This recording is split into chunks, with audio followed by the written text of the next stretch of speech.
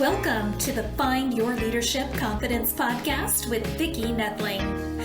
You are about to discover impactful lessons that help you grow as an individual, grow your confidence, and find the positive and good within you, so you powerfully and authentically become the best version of yourself.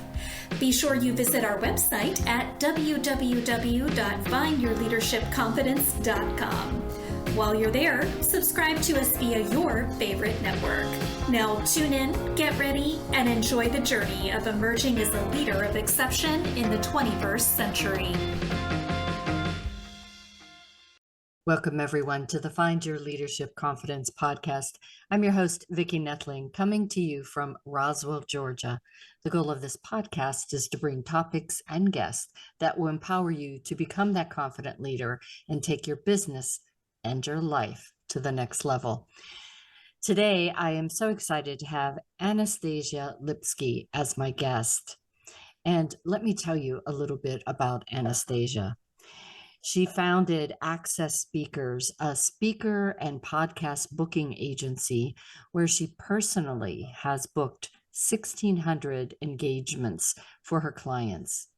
She speaks the language of speaker chairs and podcast hosts, seeking great speakers and guests. Additionally, she consults clients on how to better brand themselves so they are more likely to get booked, along with starting best practices to get the most out of every talk and interview they do. Anastasia's energetic personality and passion for speaking and podcast guesting inspire business owners to use one of the most powerful tools in existence, their voice. I have a fantastic topic. Why podcast guesting isn't giving you the returns you expected. And I gave this wah, wah, wah. Because we all feel that, whenever we get on, and I can, and we'll get into this, but I can't tell you how many times people, when they find out I'm a podcaster, they say, so how much money do you make on that? Oh, yeah, that's a good one. Yeah, that's a good one. All right. So please welcome Anastasia Lipske as my guest. Anastasia, thank you so much for being here. It's my pleasure, truly. So we always start out with a very easy question. No need to think hard on it. Where do you call home? Currently, I am, currently in Corvallis, Oregon. Most of my life was in Petaluma, California, so I'm still somewhat new to the Pacific Northwest, and I was raised in Hawaii, so a little bit of a difference there. Yeah. 2-year stint in Wisconsin too. So left Hawaii at 14 and spent 2 years in Wisconsin. So that was a bit of a culture shock, but oh God, yes. Yeah. Like snow here. Yeah. And we moved in October. It was just, nice. It was a whole, I will never forget that whole experience of seeing snow for the first time. I'll bet you couldn't get out of there fast. Yeah, I like the West Coast a little more. It's a little more temperate. Mm-hmm. So yeah, the San Francisco Bay Area, I was raised, so I was basically in the melting pot of the Pacific in Hawaii. Yeah. So I was raised with the cultures, the music, the food, the dance of, the Pacific Islands, the Hawaii, Japan, the Chinese, the Filipinos, all of that blended in with the Fijians and Samoans, etc. And then I go to Wisconsin, which is the melting point of Europe. And there we had the Germans and the Greeks and the Italians and the Russians and all the food and the dance. And, I was dancing hula and my brother was learning Greek dancing in Wisconsin. So, but then you come to California and kind of have it all. So if you want food from Kazakhstan, exactly right. You can get it there. So, yes. Yeah. So cool. All right. So let's get into this. The first thing I always ask people too is, what led you to this path you are on your current journey? Honestly, I think it's a God thing. I would never have chosen this. What I do, even within my agency, is a very unique model. I don't know anyone who runs their agencies like I do, but when I think back to this very crooked road I've been on, there was a divine plan. I didn't know it. So the experience that I was getting in my life led me to an opportunity to do something that others weren't doing. I had been in tourism for 30 years, luxury tourism primarily, working with international ground operators. I put on very, very lavish, detailed events, big events all around the world. So, and I was in a lot of conferences helping to put them on. So I had that conference experience. I had never been unemployed, had decided to walk away from a very lucrative contract when I thought that I would not have a problem getting any employment. So I stepped away. And then I would reach out to the people I knew, presidents of cruise lines, and say, "Hey, I'm a free agent. I would love to work for your company." And they'd say, "Oh, we'd hire you in a heartbeat, but we just laid 50 people off yesterday." Because when I decided to walk away, and that contract was April of 2008, tourism was slammed. That economy. Tourism is discretionary, right? If your plumbing goes out, you still got to hire the plumber, but you can put your vacations on hold. So I spent the next 2 years sending out more than 1,000 resumes and not getting anything. But because everything happens as it should, I jumped into social media, actually just Twitter.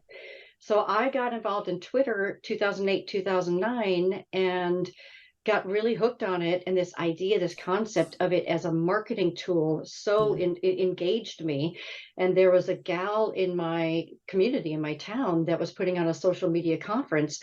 I wanted to go to it, but I was broke as a joke by then. So I reached out to her and said, "Hey, I've got event management experience. Can I volunteer?"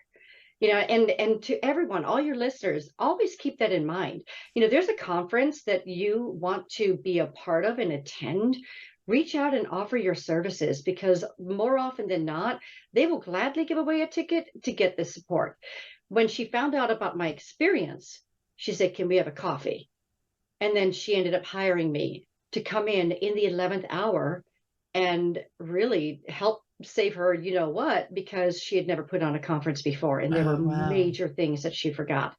So then the second conference she put on, I was working for her at that point, and then I had the job of vetting the speakers. So I had that experience of what it was like to look at what type of speakers are going to be appropriate for the audience that we're pulling together, all of that. So I got that experience. And then I ended up working for a sustainable farm part-time that my kids were all working for.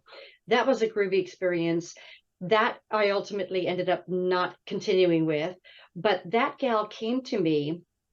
Actually, I worked for her first, then I did the social media thing. And then that gal came to me because I had walked away from that other situation. And she said, "You know what? My business coach told me that I should be speaking to groups about the farm and sustainable agriculture. I don't know where to begin. You know everybody in town. I'll pay you for every gig you can line up for me." I was unemployed. I'll do anything once, twice if I like it. And I figured, I keep saying, "God, open doors." Well, you don't have a door open and then you don't walk through. So I didn't know what I was doing, but I just started reaching out to Rotary clubs and anybody I knew, saying, "Hey, I got this farmer here." And she was amazing. And all she did was educate people about sustainable agriculture. She was not pitching herself. She was not, there was no, hammer, buy my stuff. It was just educate, give, share her passion for this industry. And then what would happen is people would come out and they would tour her farm and they would see her operation. And then they would sign up to be CSA, Community Sustained Agriculture members, which meant that they got a weekly box of meats and vegetables from her sustainable farm. Each client was probably about a $250 a month, investment. Wow. It was her number one marketing tool, speaking. And I know you're all about the voice. You're all about using your voice. Some of your listeners are going to be using it for their business. Maybe they're corporate and they're using it to help secure better positions within their company, right? Others, it might be nonprofits, or it might be a passion that they have. But no matter what, we want to get out there and bless people with what we know, because if we have a powerful message and we keep it to ourselves, we're stopping the world from getting to know that and experience that and learn from it. But you have to do it well, with integrity, not to pitch yourself. And that's the difference. There will always be people that will resonate with you, and they're going to want to go further. And that's where it started. And so she just kept saying, you got to do this for other people. She told all her BNI people. When I'd reach out to groups, they'd say, wait, you do this? Because it breaks the model. The speaking world, a traditional speaker agent will not represent someone who's speaking for free. There's no money for them. They take 20 to 30% of that honorarium that they get on behalf of their client. So if somebody wants to go talk to Rotary clubs and chambers and job seeker groups or real estate professionals, their only option is to do it themselves, or maybe tell a VA to do it for them. But the VA doesn't have the vast experience in it, the connections. I've got a black book. I literally I remember a Rotarian, he would give me his calendar and just say, book who you want because I trust you. He knew it would be the kiss of death to my business to represent someone who was not a good speaker, right? Or one that was misaligned with what that particular club was about. So I'm going around my merry old way, providing a niche, or, meeting a need that others don't have, because it doesn't, any of us who know the E-Myth mentality, we are to outsource anything we possibly can and stick to our brilliance. So why spend the time doing the outreach, all of that, the follow-up? And believe me, if it was as easy as someone sending one email to a potential meeting or podcast host, and they come back and say, hallelujah, you are just what we were looking for. Yes, we want you. If it was that easy, I wouldn't have a business. So we do that. And so I'm going along my merry old way. And then March of 2020 happened. And I lost everything. Every single thing I had booked was an in-person speaking engagement that was canceled.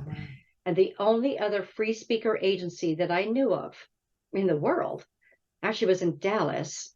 She and I connected. We were good, friends, like we would, share with each other. She shut her doors in April of 2020. So I decided to embrace the pivot word. I was just going to say. Of 2020 and start booking podcasts, because keep in mind, all of my clients were speaking to grow their business. All of them lost that marketing tool. All of my speakers were grounded. So some of my speakers were professionally paid speakers, and so they lost that too. But they also did, say, workshops, and they would do the free talks to get butts and seats for workshops. But they were all grounded. And so this was my way to support my clients as well. And, years previous, people, my clients would say, would you book me on podcasts? And I always said, nope. Don't have the bandwidth. That's another whole animal. Well, now when I've got nothing, I decided to dip my toes in it. So I beta tested it. And to this day, all my clients who said yes when I reached out and said, would you like me to book you on podcasts? All of them are still doing podcast guesting in addition to speaking, because they know the value that podcast guesting brings in addition to what the speaking does. It's two totally different things. They mesh really well. A person could do one or the other, but man, when you do both, it's gold. Yeah. And I always found now that, and I just have been doing podcasting a little over a year, but it is the best networking I've ever done in my life, because I truly get to know these people that I interview, or that I, am a guest on their show. And it's 30 minutes of really a conversation that is informing, entertaining, and educating. And when you go to some of the networking things, you might get 5 minutes. So true. Yeah. And you may touch on something that sparks an interest for a follow-up, or you may not. And I love when I interview people and where we go was unexpected, but it was so brilliant.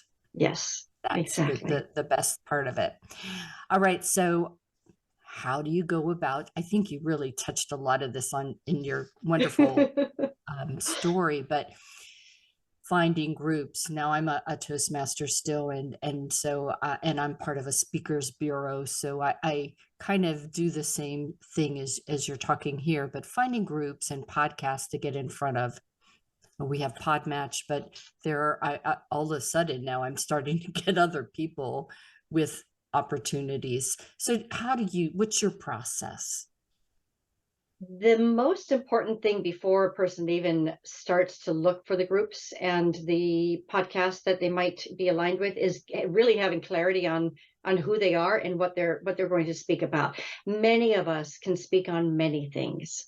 Mm-hmm. And it's very easy to be attracted to something that we can be out there talking about, but if it's not going to feed directly into what our ultimate goal is, then it becomes community service. Like I could talk about being the mother of a type 1 diabetic, okay, in my life and what that's been like. It's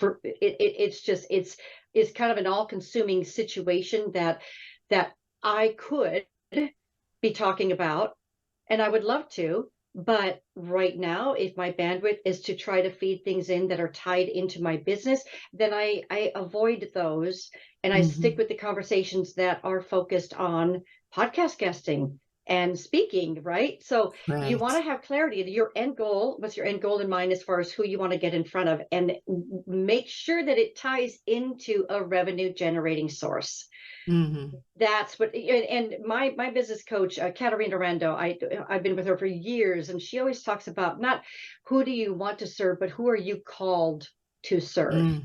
Yeah. And when you have clarity around that, then you get to backtrack it to what is my message. Once you have clarity on what your message is, then you get clarity on who's going to be open to your message.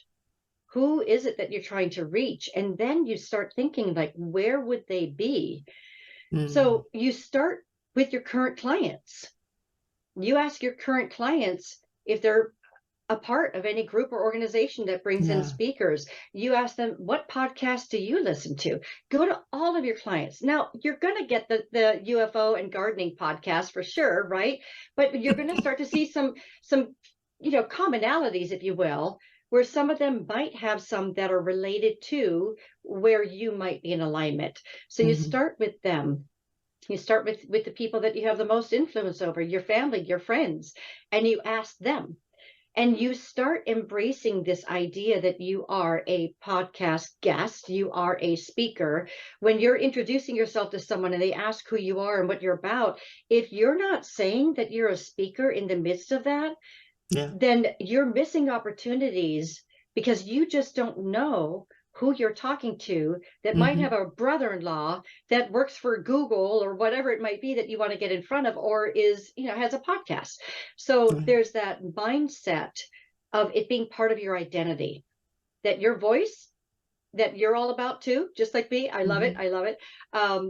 That just becomes part of who you are when you're introducing yourself to people.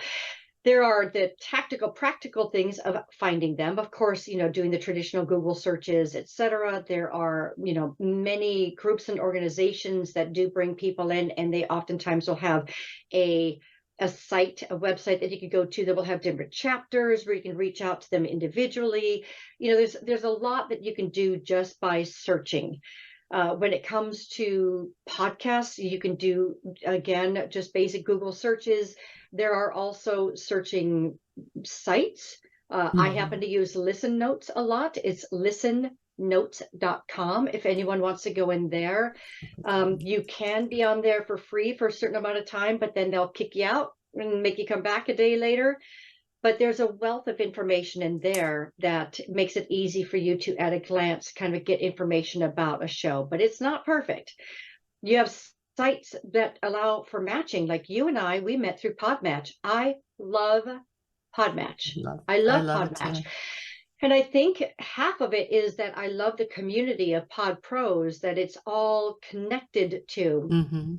And the founders well, they're servants, they're servant leaders. They do everything from their heart, and they're sharp, and their customer service is off the hook. So whether you're a host or you're a guest or someone like yourself that does both, I think I paid what, $26 a month for me to be a member and be able to find matches. Is kind of like a matchmaking site, if you will. It is. That's what I say. It's dating for podcasters. Yeah, really. yeah. And I've just made incredible connections.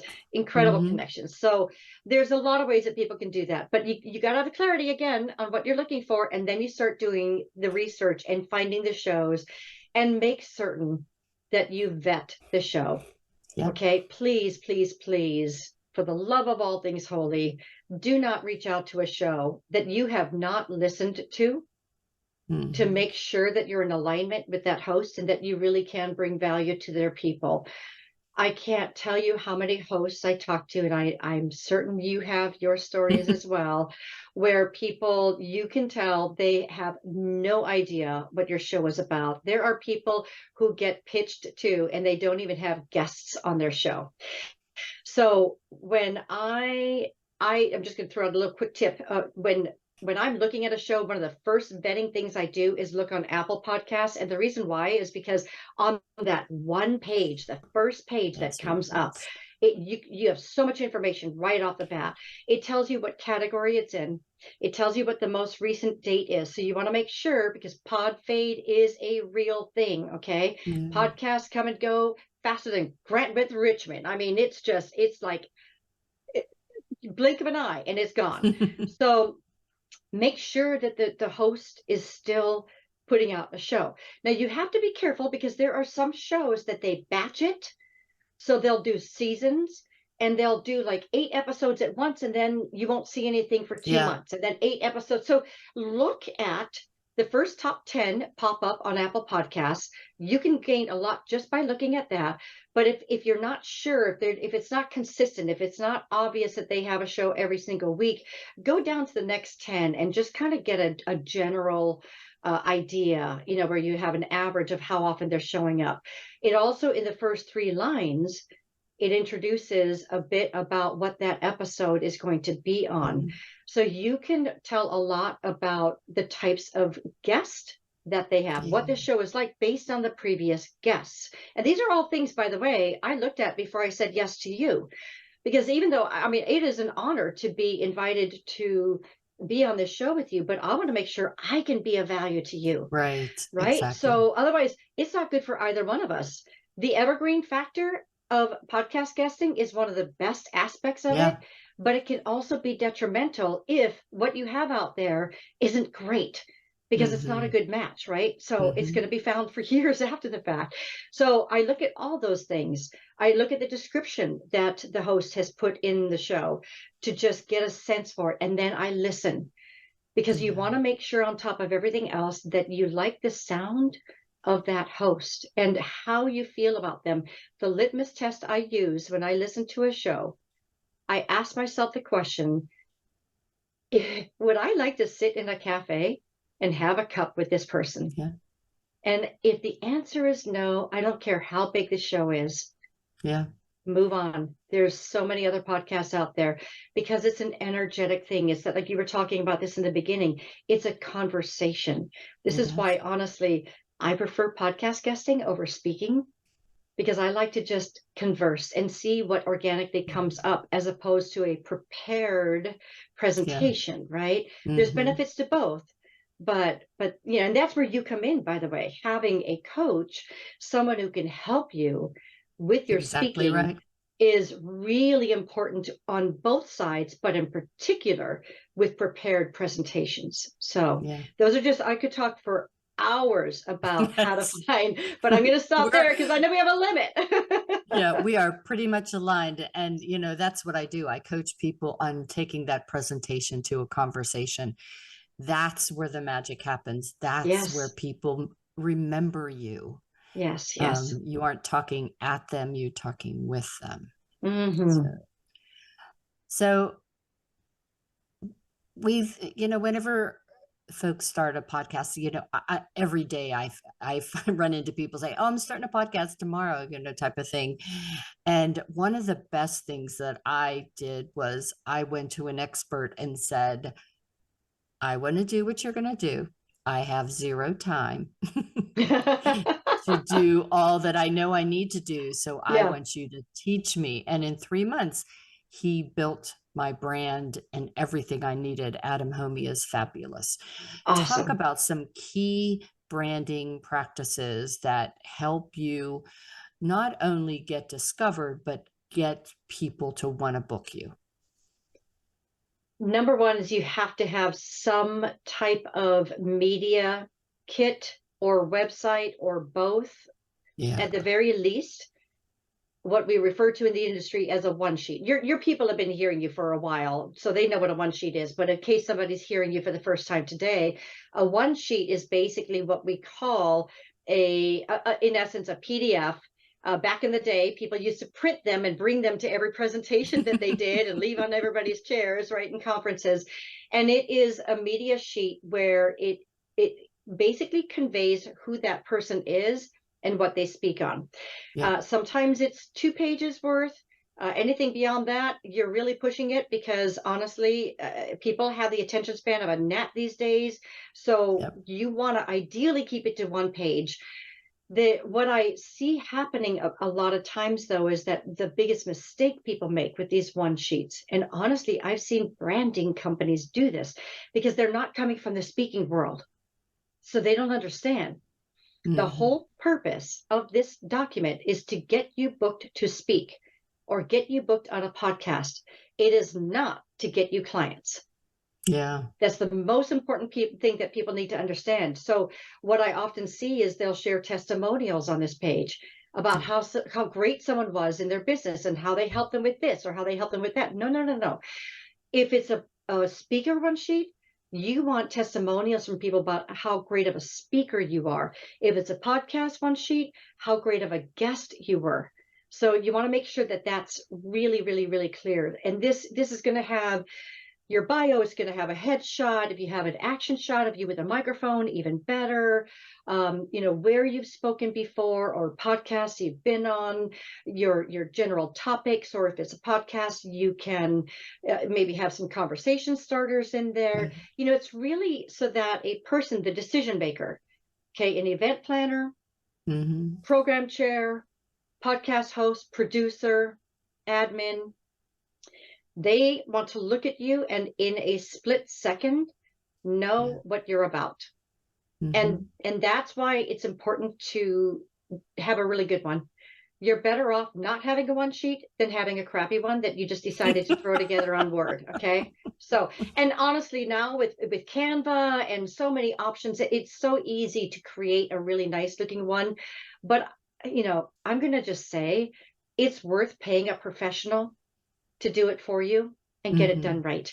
But make sure that professional knows the speaker and or podcasting world, because if they don't, they might get it wrong. I've seen one where they didn't even have the contact information on it because they were going to attach it to the email. I'm like, but it gets separated. No. Yeah. They take it to a meeting who they're going to talk about all their upcoming speakers, and they're passing it around the boardroom. No, like just, yeah. So that's one thing. A website is very valuable. I would say most people in business nowadays have a website, but not a lot of them have their speaker or podcast guesting presence on their site. And so how is the world going to know that you want to speak and be guests, on podcasts if you don't even have it on your own website? So a dedicated page, which is going to have similar content to what's on your one sheet, but only you have more organic space. You can have a more dynamic page, if you will, with more in there. You can have links to the previous podcasts that you've been on. Everyone, like if you go to my website, accessspeakers.biz, you can go in there and look at my clients and even my own page, and you'll see we link to every single episode that they've been a guest on. So anyone can see where they've guested, and they can click on it and they can watch or listen as well. And by the way, that speaks to the power of backlinking, by the way. Another reason why podcast guesting is even more powerful than speaking when it comes to the digital footprint, Right, because you have exactly. backlinks all over the place, right? So have a presence and have something that's going to say, I am a speaker. I do podcast guesting. Here's what I talk about. Do you know of a group or a show that I can get in front of? Please let me know. Here's some examples of where I've spoken. Here's some links to episodes that you can listen to. Have a dedicated page for that. One of the things that surprised me, and I've done hundreds now of hosting, and so many people don't have a website. They use LinkedIn as their website, or Facebook or Instagram. But to me, that was one of the first things, is I need to be able to have a place where resources can be, so that you can come and find out about me and then reach out to me, rather than my expecting, well, that you're going to want to have a conversation with me just from that, what I see on LinkedIn. And absolutely, branding is critical, and I don't think people realize how important it is that they show up looking professional.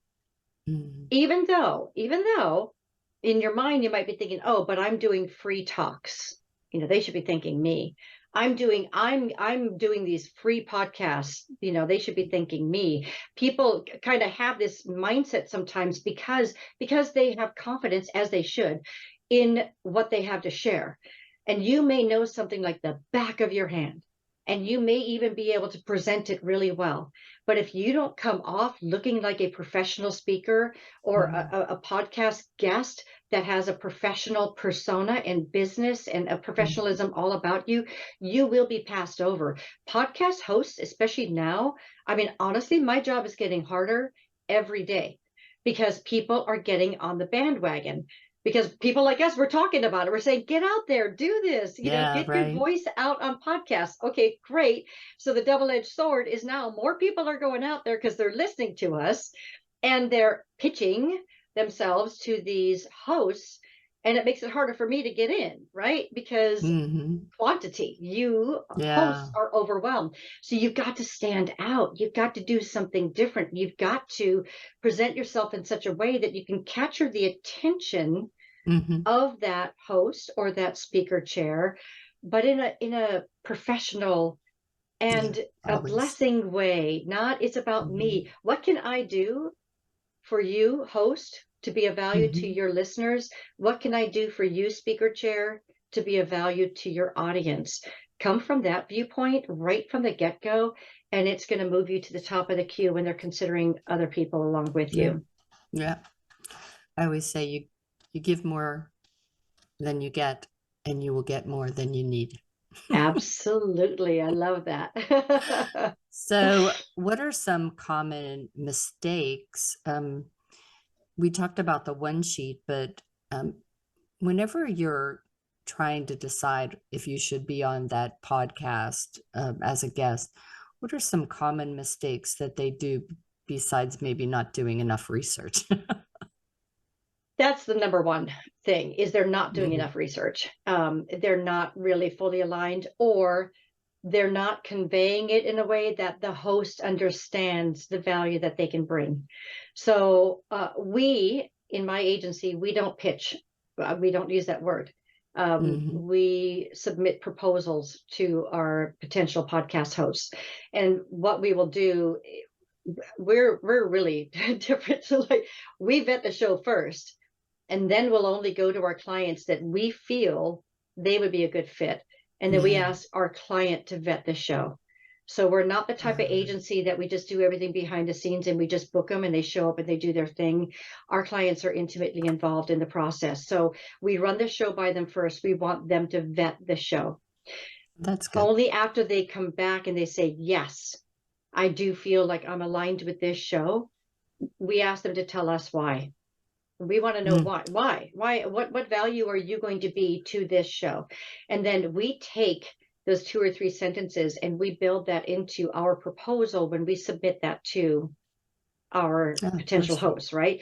So what we're trying to do is right from the get-go, show that we've actually vetted the show, we've actually listened, right? And to kind of remember that a podcast host, it's all about what's in it for them.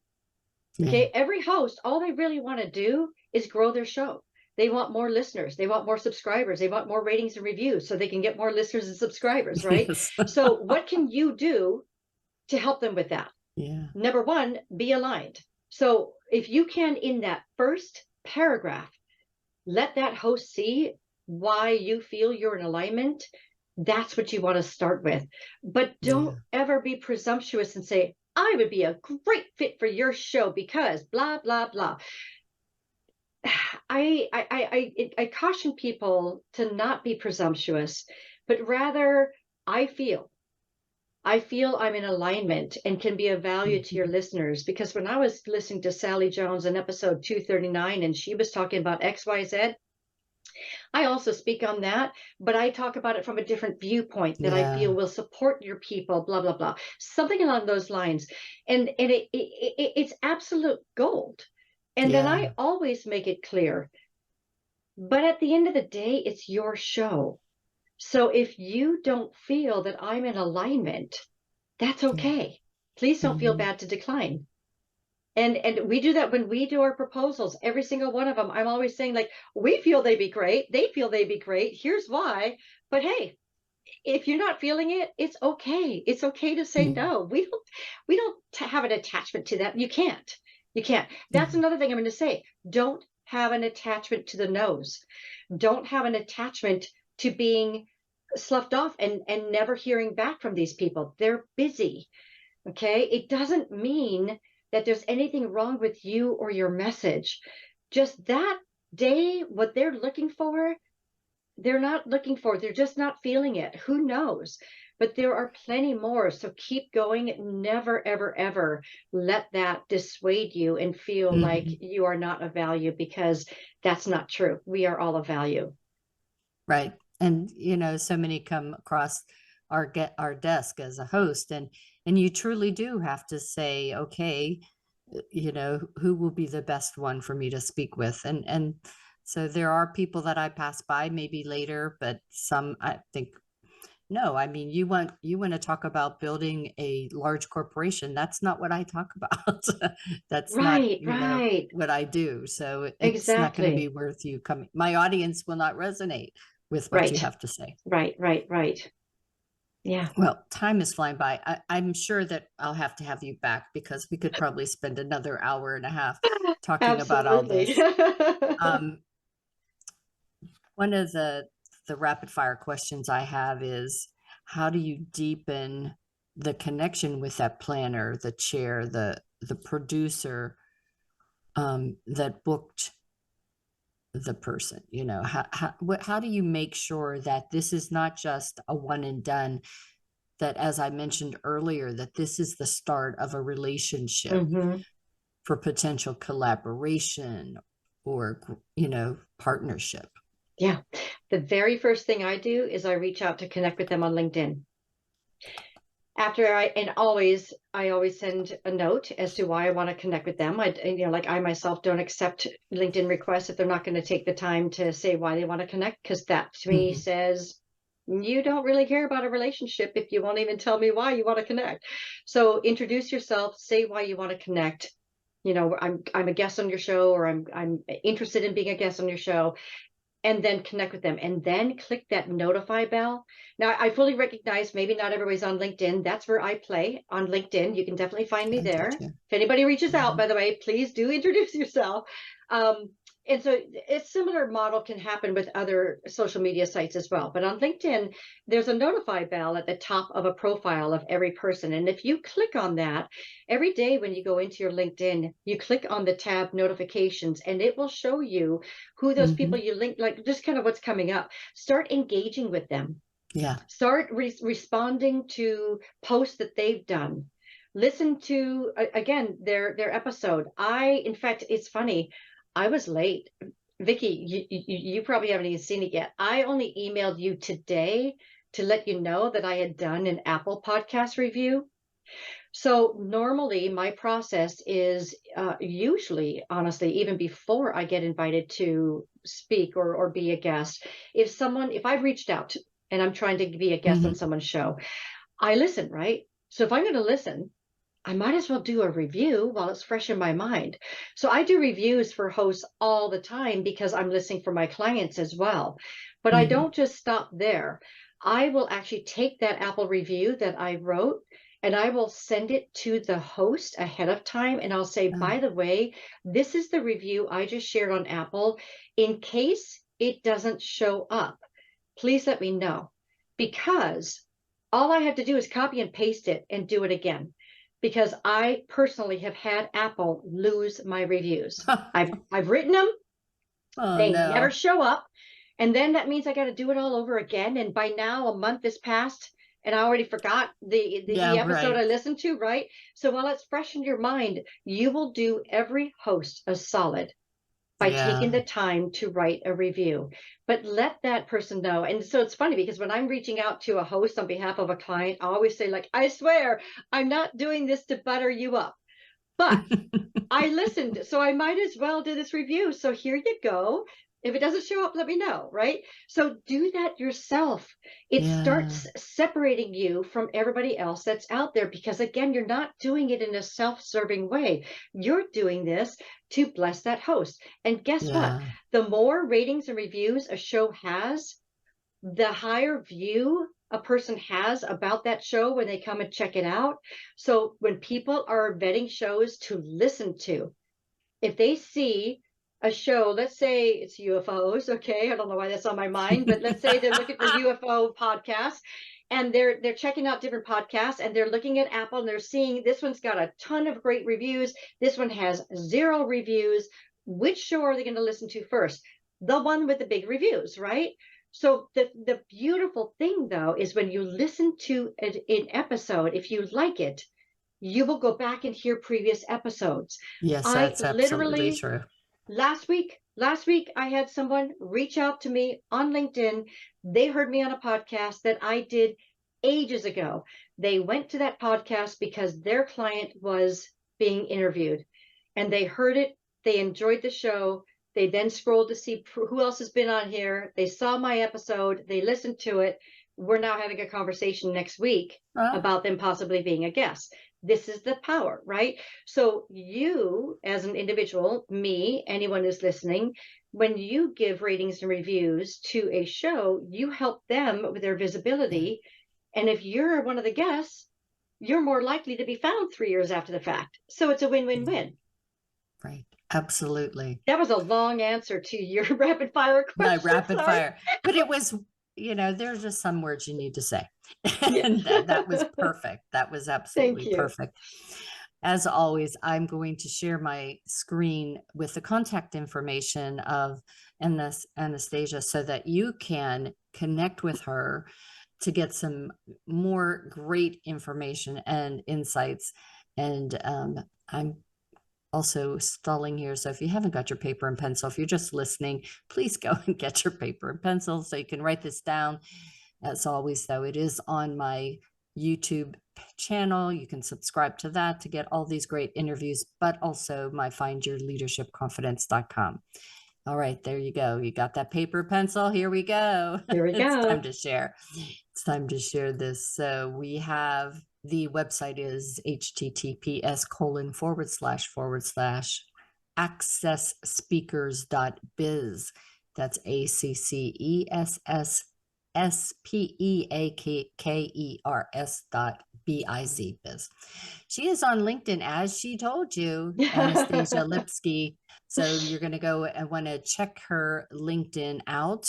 And you don't only check it out to find out what's going on with it, but see how she has organized her LinkedIn. It'll be great advice for you on what you might want to change or do for yours. I'm going to turn it over now to Anastasia to talk about her call to action. Beautiful. Thank you. And before we get to that, can we take a quick screenshot? And I'll tell you why. So just smile pretty really quick.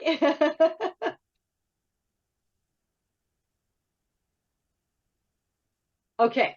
The reason why I'm doing that is, just so you know, I like to share on LinkedIn the day that I do an interview so I can start drumming up interest in your podcast. Okay. So this is another way that you can bless a host. So take a screenshot when you're doing an interview, share it on your social channels, tag that host. If you don't tag them, they won't engage because they won't know that it's there. By the way, if you schedule on LinkedIn, I can't say for the other channels, but on LinkedIn, if you pre-schedule a post with a third-party app, as opposed to doing it directly on LinkedIn, you cannot tag people.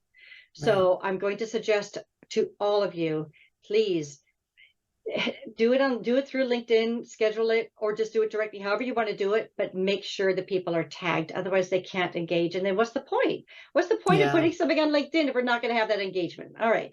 So with that, I will be complete. I just wanted to toss that out there and kind of demonstrate everything for you. The other thing I always love to demonstrate through my call to action, it's kind of like being in an infinity mirror, because I'm now telling you what I would tell you to do. So this is a little bit different than me just saying it.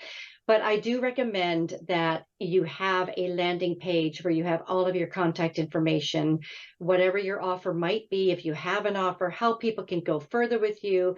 So in my case, it's just my business web address, which is accessspeakers.biz, biz/thank you. That's all you need to remember. My company name.biz/thank you. That is a really good example of what all of you can do yourself, especially in the podcast guesting world, because we have the show notes. That way people can find you and know how, and it's evergreen. I can change it. You know, if a month from now I want to change my video that I have in there or change up any of my information, I can. But stick with something that you know it's a URL that you can maintain forever. Because podcasts, your interviews, they're going to be out there forever, right? So I love people to come and just connect with me there, because I've got a link to my LinkedIn, but also I do have a free ebook. I have a monthly Q&A that's totally free that I encourage people to come to. I do consulting. So this stuff that we're talking about, that's what we talk about, whatever anybody wants. So there's an invitation to that. And I'm also always happy to gift someone with 15 or 20 minutes of my time as like a little mini consultation if anyone ever wants that. So they can just reach out to me directly to make that happen. But I just really appreciate the opportunity to be able to share my passion with you. So good. Thank you so much. It has been such a pleasure chatting with you. I have loved all of the great tips that you shared with the audience, wonderful information. And I do encourage everyone to take advantage of going to both her LinkedIn and the website to learn more. Take advantage of those monthly Q&As too. You know, lifelong learning is no joke. Everybody needs to continue to grow. The world changes so rapidly, and be not afraid of change. Embrace it and learn as she did in 2008 and 2020. You always have to be ready to pivot. So keep on top of your game. All right. As always, thank you so much. And as I remind everyone, life is a journey. It's up to you to enjoy the ride. This is Vicki Noethling signing off. Thank you for tuning into the Find Your Leadership Confidence podcast with Vicki Noethling, where we share impactful lessons that help you grow as an individual, grow your confidence, and find the positive and good within you so you powerfully and authentically become the best version of yourself. Remember to visit our website at www.findyourleadershipconfidence.com and enjoy even more great episodes like this one. Again, while you're here, subscribe to us via your favorite network. We look forward to seeing you next time on the Find Your Leadership Confidence podcast.